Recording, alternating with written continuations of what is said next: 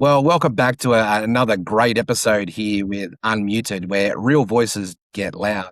And, one of the great things about, doing a podcast with multiple co-hosts is we get to, show up and juggle it around, fit it around our lives. And unfortunately, Mr. Michael Silvers is not here today. So it's just here and myself and Sandy Grigsby.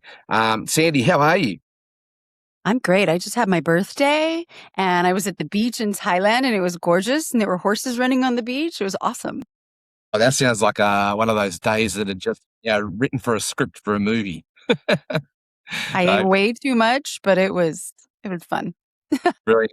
Well, I'm back here in Australia right now after jet setting across America there for 3 months, and I actually got to meet this gentleman in person whilst I was in Seattle. He doesn't live in Seattle, but he was there for a conference, so we caught up at a brewery and a pizza place. Why not? And actually, Joe's. I'm going to introduce you in a second. Joe's been someone that I've been connecting with online now. I'm going to say about probably 4, almost 5 years, and then getting to meet people in person is it's just a whole nother level of a relationship. It's pretty brilliant what online can do for us. So, Joe, rather than me introduce you and read out a long bio and a resume that nobody ever really reads anyway, I'll get you to introduce yourself. So, who is Joseph Graham? Sure. First and foremost, I'm a father and a husband. That's how my world starts out on anything. I'm a Christ follower. That's another big piece of it. And then people when they're looking at like, well, why would I want to listen to me? 20 years of sales, 4 President's Circle Awards for Fortune 50 company, negotiating with millionaires and billionaires because I'm dealing with companies that are $1 million companies and $1 billion companies all the time, sitting across from CEOs and actually talking to them like we're talking right here. Little secret for you. Do that. Don't kiss their butt. I have 6 pugs. I'm sorry, I have 5 pugs and a black lab that thinks it's a pug. And just finished my 25th wedding anniversary 2 weeks ago. So married my Oh, best Congratulations. friend, which is kind of congratulations. cool. Yeah. Yeah. Yeah, Joe, you're one of those guys that, when you meet people, you just feel like, what's that saying? Brother from another mother, you cut from the same cloth. And I just love how we connect and support each other online. You've got a little podcast now that's, been going on for close on 300 show episodes, I said, 290 odd. I'm curious, like, is the podcast, is that a passion project or is it something that that you're helping people with? Like, to get to 290 episodes in, there's a level of commitment there. So what's keeping you committed? Um, it started out as a passion project. It used to be called the 150K podcast because I took my wife to Hawaii a bunch of times and I took my kids to Disney. And in the US at the time, if you didn't live in New York or LA, if you made 150K, you could have a nice life. So everyone always wanted to talk about being a millionaire. No one showed you step one. 18% of people actually make over $100,000 individual earners. Just the stats. I'm a stats guy in that regard. But then my friend Liz Benny from New Zealand looked at me and goes, Joe, you're more than that. Come out from behind the curtain. So about episode 150, which I find an irony, I switched the name to the Joseph Graham Show. And I just talk about waking up to a life you love living and finding different ways to fund it because success is defined on what you determine that is, not what someone else says it is. Like you could flash me a fancy car and I would care less. I don't care about cars. Now I have friends that have really cool cars and I can say, hey, that's a cool car. It's just not my thing. But if you said, hey, you want to go to New Zealand, you want to go to Italy, you want to go to Europe, I'm in. I'm like travel junkie, love that. And I think it's just defining that and then living your life with your best friend and building the life you love. But I'm yeah, so it with you started on out as a that. passion project and then it ended up getting me clients because I'm so good at sales. I don't even think about it. My wife said this once. It's simple for you. It's not simple for them. And I started having people ask me. I literally fell into a podcast not knowing the rules. I have to tell you this story because it makes me laugh. I was asking people that were multimillionaires, super successful, to be on my 10th, 12th, 15th episode with a gamer headset and an HP computer camera. Not the nice camera, and I know I joked about the lighting. I'm talking about an old school HP computer, horrible camera like that comes with the computer. And I'm talking to people that I'm not supposed to talk to yet because, they're always like, oh, you had to have so many episodes before people come on. I'm like, oh, I didn't know that. I already asked them. They said yes. So it just turned into a way at first of networking and helping dads. And then it just opened it up to a world of really cool people. And yeah, I probably would do 1,000 episodes. I love it. Like it's Uh, like a it's easy for me because I get to talk to really cool people like you and Sandy, Jeff. Yeah, that's cool. Well, I was going to say earlier, I am totally with you on the could care less about the cars. Give me the trip to Tahiti or New Zealand or wherever in the world. I absolutely love that. That's why we live here in Thailand. No, I love that. I've not been there. I've been to Malaysia twice, but not been to Thailand. And I told my wife we cannot go back to Hawaii until we go somewhere else because this is another thing that I say. Everyone says they have a bucket list. Even my friend Cameron Harold, and I keep wanting to tell him, no, you have a life you love to wake up to list. I'm not doing this one time and going to die. I'm Yeah. making this a life that I want to live. So I'm going to figure out a way to fund it. That's kind of my reframe, but it took me many years because my story was broke kid from the wrong side of the track. Like I grew up in the country, poor in what we have in the U.S. called welfare, food stamps, all that, and fell into sales, didn't even know I was going to get into sales. And then now I talk to millionaires and billionaires and tell them what to do. And they listen. It's the weirdest thing because 19-year-old me is like, holy crap, Batman. I can't believe that I am here. But 49-year-old me goes, man, I'm just getting started. There's so much more I can do. My eyes are opening up. Me, people like Jeff in person and other people in person. And you're just like, or online, it's just like, holy crap. And I think that's where we need to stay in that balance. And I know I just took over the podcast, but you kind of got me going on what I was thinking about with my show is you want to make your younger self proud of you. And both you and anyone listening here, you should be proud of yourself because you've gotten to the point you are today. But you still have to have those dreams and goals and plans that you want. Yeah. And I'm going to do a golden rule. I'm going to break it here in a second, and I'm actually going to time sensitive this episode. Michael says, "No, keep them all evergreen." But I know that you just watched the new Spider-Man movie. The Brand New Day. Just geeking out for a moment. How was it? Like I loved it, but what was your take on it? It made me like Marvel again. So last year when Superman came out and the Fantastic Four did, I just kind of walked away from Marvel for a little bit just because I'm a writer, I'm a storyteller, and if a movie makes me cry, I cried 3 times in Spider-Man, and I'm not afraid to admit it. I know a man telling you he cries. Certain things affect me, and I'm just sitting there going, that's what I need sometimes, just to have that human element. And I think what they did so well with it, without giving it away, was make Peter Parker human. Not just a superhero or a super god or a super whatever that they do in comic books, but he's a human that loves people and was willing to give everything up to protect those he loves. Like that's the epic hero journey. That's what jumped out at me with that one. I also love The Odyssey. That was a great movie too, but it's my second favorite after watching Spider-Man yesterday. Yeah, I enjoyed it. I thought Spider-Man was a fun watch. It was entertaining. I walked away feeling like, you got something out of it. And if you stayed till the very end, it's good.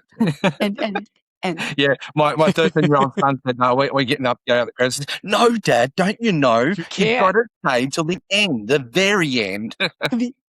Yeah, they said if you went back in time and watched all of the original, and then wound forward on all the Marvels, the hours would be like 300 hours of watching TV.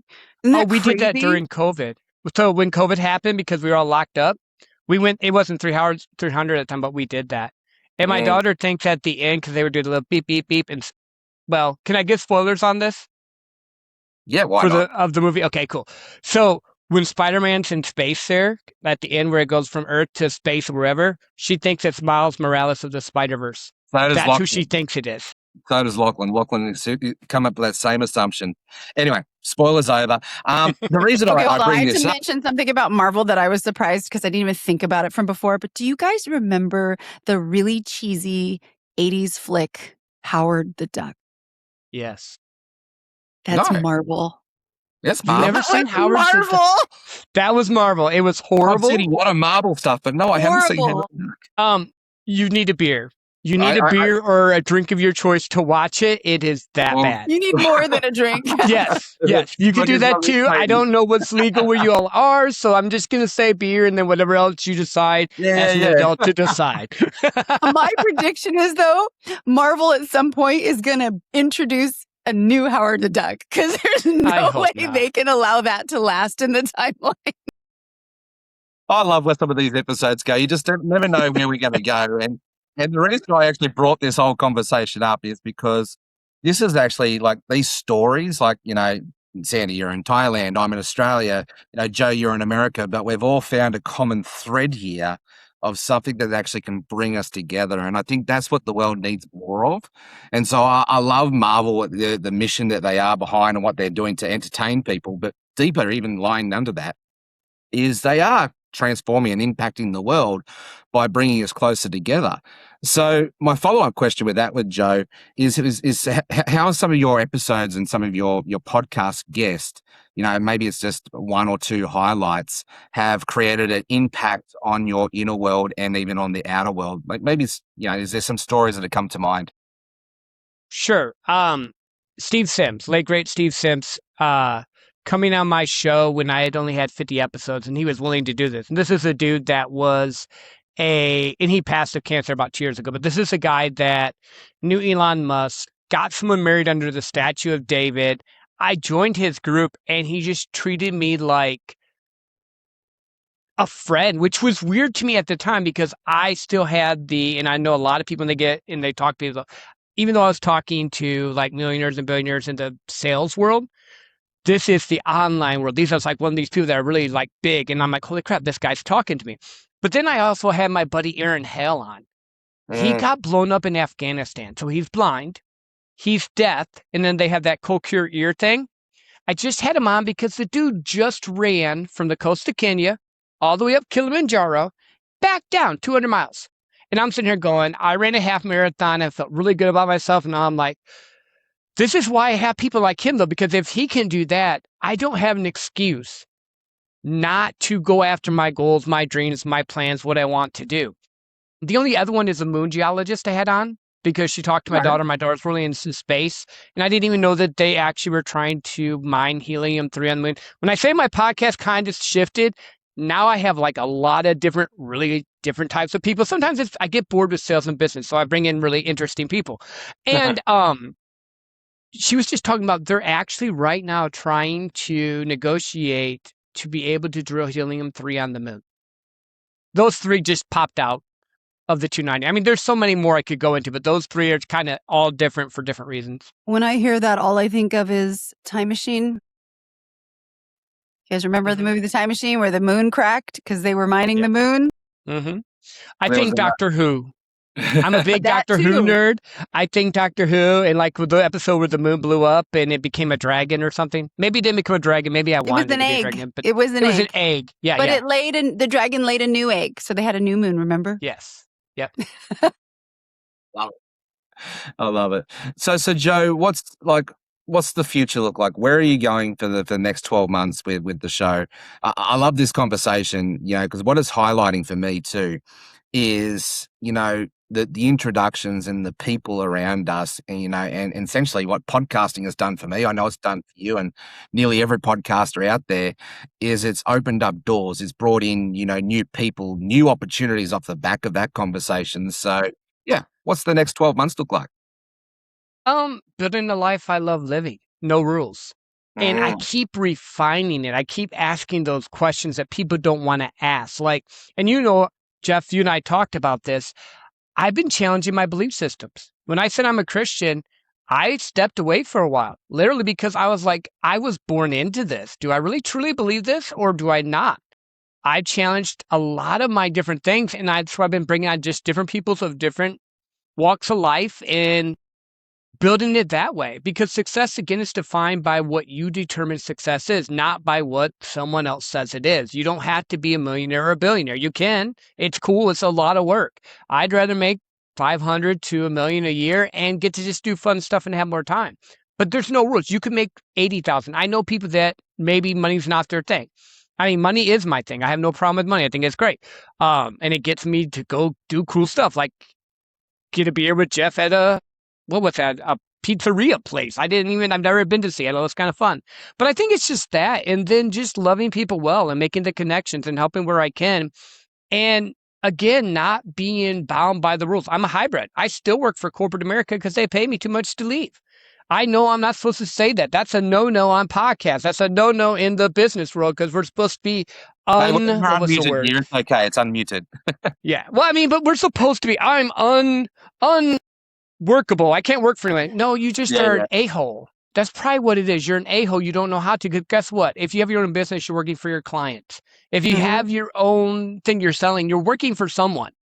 Yeah, well, it's like these people who, you know, you see online and they say, "Oh, I don't know anybody who can have a 9 to 5 job. And I don't know why people are stuck being a teacher or even a garbage collector." And it's like, well, maybe that's their thing. Maybe they're happy. Maybe they're content. It's like the world still needs teachers. We still need nurses. We still need garbage collectors for our world to survive. So, yeah, I'm with you. Let's get rid of the judgment and condemnation, and let's just meet people where they're at. Well, and to be fair, I get to do what I want because sales is entrepreneur light. So I work when I want to work. So it's kind of, that's why I said I'm a hybrid. I literally, when I don't want to work on a Friday, say, I'm not working today. And because I produce enough for them, they let me do that. You have to earn that right. You can't just start out that way. But I just wanted to caveat that. So, Yeah, beautiful. That's very cool. So can you give us some tips for, since you're such the expert at sales, for people right now competing against AI and having to sell these products with all of these AI things? Is there anything special that you can tell us to help? Good question. sure, be a human. Human connection. You know what I'm doing right now? This week, I'm going to go door knock. I'm going to take donuts and show up at the businesses I want to connect with. I'll send people something in the mail. I'll write them a handwritten note. Why? Because I use AI. If you follow my stuff, because I have dyslexia and I don't catch my grammar, I will voice text into AI, have it talk, have it make it better. I have no problem saying it. But I also will do video so you can see my face because you can't fake the video right now. The chatbots say they're good enough. I can tell you who's using the chatbot and who's not. Eventually, will it get there? Possibly. But again, what's going to happen when they actually reach out to you and you forgot what the chatbot said because they talked to 1 million people and you've only talked to 3? So be human, connect with who you're supposed to connect with, and keep it simple. What is your passion? What is your purpose? What is your plan? What are you passionate about? Well, how, does your purpose align with that? If not, okay. And what's your plan? Some people actually have to have a plan to fund their passion and purpose because you can't make money off of what they want to do. It's just got to figure out what you want to do with that. And then again, sales is relationship. It is so relationship. It is not manipulating anyone. It's actually listening to their needs, solving their problems, and giving them a solution. And I've told this to Jeff a bunch of times. I refer people away. I've gotten yelled at by managers because you can't refer them to the competitor. There's a better deal for them. But guess what? 3 months later, they give me 5 deals. And I'm like, I have awards. Why do I have these awards? Because I actually treat them like a human. You treat them like a number. And that's the distinction. And people can feel your energy. That's huge, that distinction. Yeah. I love that. I do the same thing. Go work with them. They're better for you because here are the reasons why, or this service is better. It makes so much sense. Mm. Isn't it fascinating? You mentioned, you know, you're going back to door knocking and doing all of that. Like, isn't it fascinating that those things that were essentially saturated 10, 20 years ago are now becoming, you know, like it's all come full circle. Everybody's on AI. Everybody's using automation. Let's go back to, you know, meeting people where they're at and, you know, bringing that space. And I find that, you know, what's that saying? When everybody's zigging, find the way to zag. And that's beautiful. I like that. It's just got my brain ticking on different ways I can do that as well. Or call them. Literally, Yeah. I did that today too. I've literally picked up the phone, introduced myself, say, hey, I'm following up on this email. This should be able to help you out. Can we talk? Do you want me to take you to lunch or do you want to do it virtually? Give them an option.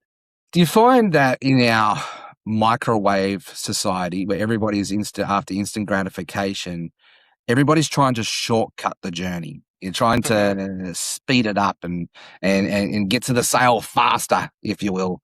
You know, I'm guilty of doing it myself in the past, and I find when I actually learn to slow it down a bit and meet people where they're at, bring that relationship back into it, you know, things are, you know, much more effective on the back end. But yeah, it seems to me like we've got a race at the moment to see who can automate this and, you know, fast track it all, and I think that's just a result of this microwave society. But I'd love to hear your thoughts on that. What do you think? I think that people are always trying to hack the system because Mm. people don't understand the long game is a shortcut. I did get that from Hamosi. I will never take credit for a quote I didn't make. But it's true. The long game is the shortcut. the touches that you do, especially in B2B. You can get away with it for a little while in B2C or business to consumer because you're selling a product, a widget, or service. You don't have to have as much rapport to sell a product, a widget, or service. But if you're selling coaching, if you're selling high ticket, anything, webinars, you name it, people buy because they like you, they trust you, and they believe in you, and your energy goes before you. So if I'm going to go on a date, I'm going to use a date analogy, and I want to get this girl to like me, if I just talk about myself or try to hijack it to get her to let me take her home, I'm just going to use terms that people understand.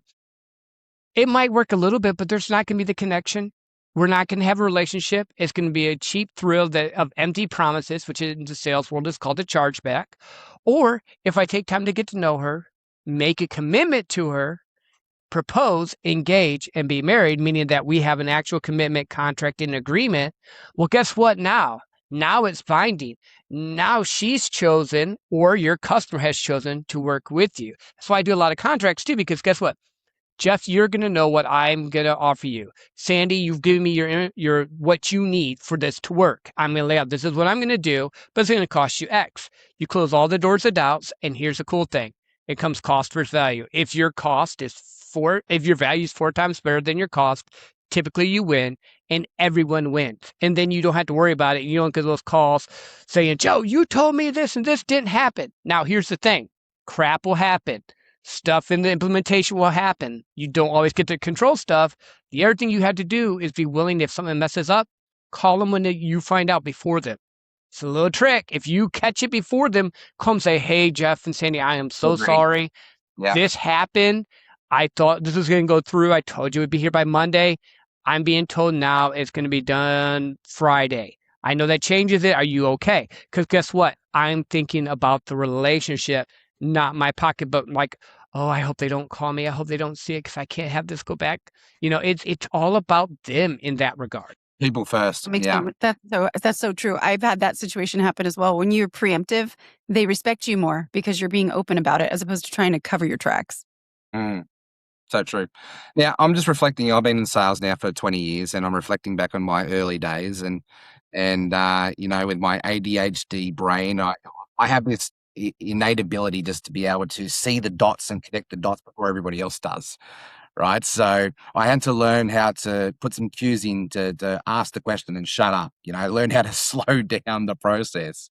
I want to say, some of our audience are probably, relating to that at the moment, especially if they're early in their sales game. What are some of the tips and strategies or things that they can do to help people to learn how to, follow up, ask the question? Like for me, some of the cues, I ask the question. And even if I can see the dots straight away, I follow up with another question or another question. Like I try to slow it down, and I put myself in a position where I sometimes have to do this. Yep. What are some of the things that you bring in to sort of help with that conversation? Silence is the key. Let them sit. There's a term, let them cook, that the younger generation uses right now. And what's happening is that if you keep talking, I've seen so many salespeople, professionals talk themselves out of a deal because they wouldn't shut up. Ask them the question. I have a 70-30 rule. My clients will be talking to me in the presentation and all of it 70% of the time. I talk 30% of the time. I find out, are they visual? Are they auditory? What is the science behind? How do they like to buy? I'll ask them, hey, Sandy, what is your buying process? Last time you bought something, how did that work for you? Did you have to talk to anyone? Do you like to just make a decision right away, or do you need time? And then if they tell me they need time, I will tell them that in the close. Hey, Sandy, I already know you're going to need time. I'm not trying to get you to buy today. This is what we're going to do. A, B, C, D, E. Does this meet your needs? Is there anyone in your circle that you're going to talk to? Because I know I talk to my wife, and there's other people, depending on what it is, business partners, that you need to talk to about this. Okay, cool. Here's the thing I'm going to suggest. This is what I do for a living. Would it make sense if you want to move forward with this to just bring them on, and we'll just hop on another meeting? We can get you, Jeff, and Michael to talk, because in that way I can answer any questions that they may not or might come up that you didn't think about, because this is not your job. It's my job to help you. And at the end of the day, I'm going to lay it out for you, give you an idea. If it makes sense, we're going to go yay. If it doesn't make sense, we're going to be friends because once you meet me, we're friends. That's it. And you just walk them down that circle. The other thing, the problem most of the time people get so excited, it's like, oh, Jeff, you got to buy right now, is this. You have two people you're talking to. You need to have a big pipeline. That's a sales term. You need to have enough people in your world that knows who you are, who you help, and what you do, that you don't have to rely on 1 to 2. I try to do, corporate will tell you 5 times ratio. Mine is normally 10. I like to have 10 times the amount of people because guess what? I can talk to everyone at the same level and not worry about it because I already know my numbers. If I talk to 100 people, 10 people are going to say, hey, I'm interested in talking about it. 5 will probably buy. Well, if I've only talked to 20 people, well, crap. Now I got to present better. Now I got to get Jeff and Sandy to do this faster because I don't have enough people in my pipeline. Yeah. Now, in the beginning, it takes time. The It's law of going to take averages. time, but yeah, slow down to speed up. Love that. Well, before we look at wrapping up this episode, Sandy, you have any other final questions or statements? Yeah. Do you know anyone we can hire to do sales for us so we don't have to do it? I was just thinking the same question. I was thinking we're going to have a conversation Because you're with so Joe. good. Why should I train myself for all these years? Yeah. I train people to do that. It's actually funny because I don't talk about it enough, but I literally help entrepreneurs go from being the person that's selling their vision to training people to do it. The part they normally don't like is that you normally need 2 to 3 people to replicate what you do to begin with, because they're not going to have your passion. They're not going to have your desire. But yeah, no, I mean, we can definitely have on a call if you want and see if that makes sense. I am not selling for anyone else right now. What I do is I train someone for you because it just works easier for me. I don't want to have to sell. I sell a bunch of stuff already. So, but yeah, I mean, it's just, I think people get so afraid of sales because it's not normal for them. But if you just think of it as helping people, and this is for anyone listening, sales is just helping people. You have a gifting inside you. You have a product, a service that people need. You have the idea, niche down, find your ideal client, and only talk to them. Don't try to pray and spray. Don't try and follow all the trends. Don't get online and follow the people that are just getting reels and videos. I mean, unless that's your strategy. If that's your strategy, do that. But find your ideal client. And then here's a little secret. I have to mention this. Go to local events that are free. There's tons of them in the US. I don't know if they are in Thailand and in Australia, but there's so many free events in the US. Start there and then work your way up to paid events. Yeah. Network. Yep. And don't go to those events, trying to collect 100 cards.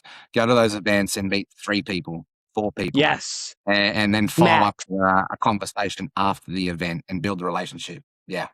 I don't take cards. I actually ticked the person off because they were so old school. You don't have a card? No, I came here to talk to different people, and if it made sense, I'm going to give you my information. If it doesn't make sense, I'm not, because I'm not here to mass try and get everybody. I'm not for everybody, and I love that I'm not for everybody. I can't train everybody because there's certain people I just say no. I'm not going. I don't care how much money you throw at me. I'm not going to train you because it doesn't work for me. You have to work with people that fits who you help. Yeah. Go through the processes. I love it. Cool. Well, thank you very much for your time, Joe. Obviously, we could go a lot deeper with this, and we're going to have you come back for another episode to do just that. But I think Sandy probably wants to reach out to you. I know probably a few other people on this call would like to reach out to you. So if they would like to do that, how could they reach out to Joe? Like how can they connect with you? Sure. On social media, on pretty much everywhere, it's Joe Graham Real, REAL. My email address, which I don't care, I'm going to give it out here. It's josephgraham721@gmail.com. That's me. You send me an email. I will get to it when I get to it. I'll be honest with you. Some days I get to it fast, and some days Jeff's like, hey, Joe, I sent you an email. I'm like, oh, crap. I'm sorry. I missed it. And then the podcast for sure as well. That's on iHeart. That's pretty much anywhere there's podcast, YouTube, you name it. It's the Joseph Graham Show. And I'm always interested in talking to people to see if I'm a good fit. And if not, I know a lot of really cool salespeople or marketing people or business people that can help you as well. Brilliant. Fabulous. Sandy, do you have any other final statements to help us to close out the show? No, I am golden on this one. This was a fun call. This was. Well, thank you very much for our guest. You know the drill, guys. Subscribe on YouTube, Apple, Spotify, iHeartRadio, the whole lot. We're proudly sponsored by Podgo, an up-and-coming podcast platform, and we really appreciate you for tuning in. Make sure that you share this out with your friends and family as well, for those who will, benefit and get value from today's discussion. My name's Jeff Ross. Got Sandy Grigsby here, and Michael Silvers will be coming back on future episodes, and we look forward to seeing you soon. Bye for now.